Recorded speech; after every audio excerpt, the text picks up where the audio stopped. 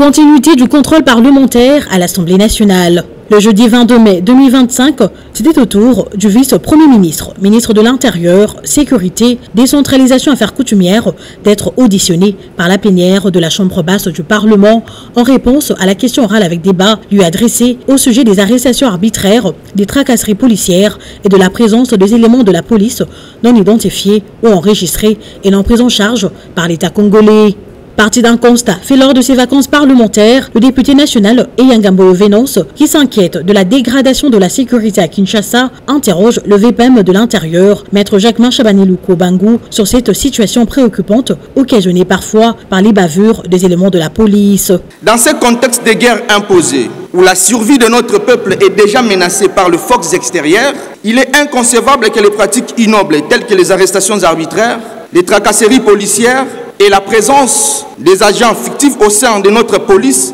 viennent s'ajouter à la souffrance de notre peuple. Ces agissements de la part de ceux qui pourtant sont commis à la protection des citoyens et de leurs biens aggravent la situation et ternissent davantage l'image de notre État et de nos institutions, mais aussi de l'État des droits que nous aspirons à consolider. Répondant à ces questions qui touchent à la survie du peuple, le vice-premier ministre en charge de la sécurité intérieure rassure les élus du peuple de son implication dans la sécurisation de la population et de leurs biens. Ayant fait de la lutte contre les antivaleurs son cheval de bataille, et cela se prouve par le renforcement de capacités de déploiement des inspecteurs sur toute l'étendue du pays en vue de mettre hors d'état de nuire tout policier malveillant, le projet de loi portant réforme de la PNC présentement à la Commission défense et sécurité pour examen approfondi constitue une réponse aux questions posées, renseigne Maître Jacquemin Chabani. Le gouvernement de la République a initié l'opération Dobo qui se poursuit et aujourd'hui est étendue déjà sur 4 provinces. Elle est étendue concomitamment avec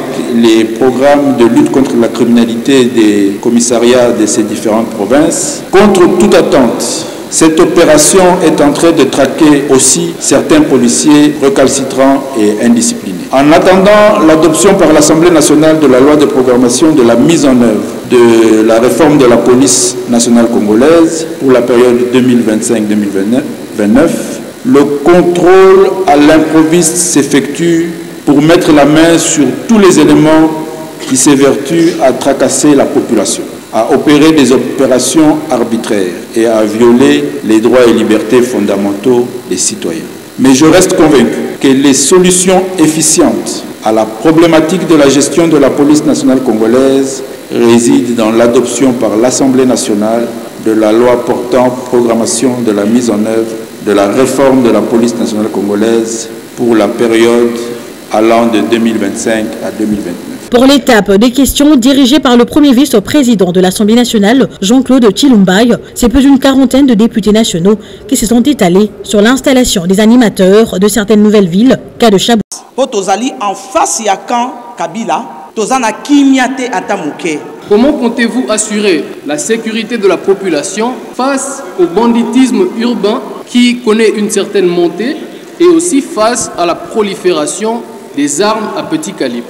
Dans l'optique de satisfaire toutes les préoccupations des élus. C'est le territoire de Boudjala, dans le sud d'Ubangi, et le nom complet c'est l'honorable Landry Boussa Mboulé. Nos impressions sont, d'abord nous remercions le VPM d'être venu pour cet exercice démocratique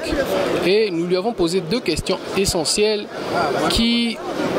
compromettent la sécurité de nos concitoyens. La première était celle de savoir comment le VPM, face au banditisme urbain qui monte, comment il compte assurer la sécurité de la population,